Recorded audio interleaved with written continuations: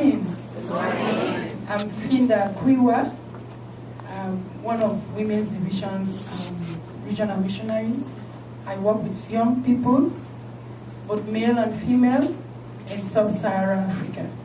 And Sub-Saharan Africa is the West, the South, and the East.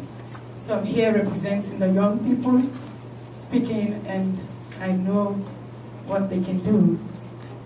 Looking at the first question, it brings me back where I started as a missionary. And sometimes I keep asking, and I keep telling people that it's good for me to tell people where my mission work starts.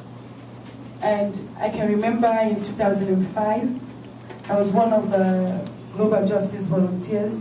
I came to the United States. It was my first time to see some of the things I saw because of what's going on in my background as an African woman.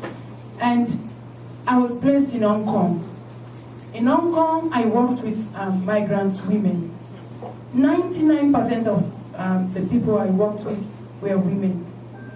And some of the things I saw was really an eye-opener to me, telling me about issues that we need to deal with globally.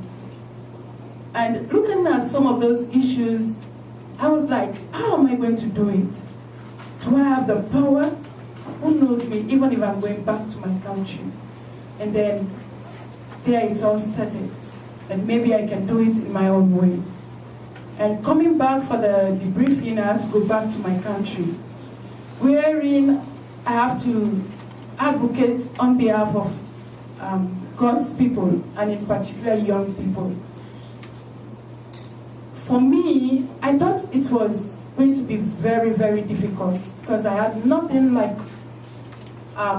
this is what I have and this is what I can use. And the only thing I had to use was my faith in doing what I can do to bring the change I want. And so I became one of the missionaries, and I started working with young people.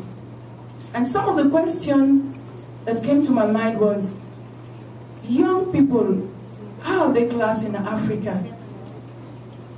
They're one of the group, they're classed like second-class citizens. They have no right to speak. They have no right to do the things they do. And sometimes even the culture or the belief or the tradition forces them to do things they don't want to do themselves. And so I had to use my faith. I had to be firm in doing what I'm doing, trusting that no matter I don't have the power, I don't have the resources it will take, but then using my faith, I can do that to make the difference I want to do. And I came back from that experience, and I started asking myself, what can I do? I said, one, I can get into mission work.